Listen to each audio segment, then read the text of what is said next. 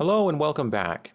Now we've implemented some data tables so we can easily select the weapon type and the rarity, and a lot of our properties will be set as soon as we change the weapon type or the rarity.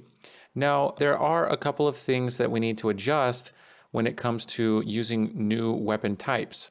For one, if we go ahead and pick up this assault rifle and switch, there are a couple of things we need to worry about. So I'm going to switch to this weapon, and if I go ahead and shoot the gun, well, for one, we don't see any particles, and that's because the particles all depend on a socket that we placed at the end of the barrel of the SMG called barrel socket. So we need to add that socket, and we're going to do that in this video. So let's go ahead and take a look at this assault rifle here.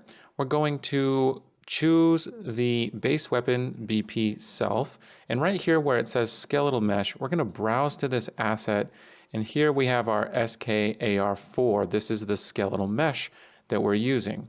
Now we're going to double click on this, and we need to add a socket to this gun at the end of the barrel, and we call it barrel socket. So if we go back and open up shooter character.cpp and search for barrel socket, we'll see that we are getting the socket by name, and it's called barrel socket. So we need a socket on the weapon called barrel socket. So here in SKAR4, we're going to add that. So we have a bunch of different bones on the skeleton for this skeletal mesh. Now there's a bone here called B-gun muzzle flash, and we can add a socket to this. So right click and add socket, and we're going to rename this, and we need to call this barrel socket. Now take our barrel socket, and if you grab the rotation widget and rotate it one tick and then come back, then we should be able to hit W and get our translation widget. And you'll see that we need to rotate this because we want the x-axis pointing forward and the z-axis pointing upward. So let's hit E, and we'll rotate it by 90 degrees, and then hit W. Now we'll see that the x-axis is pointing forward.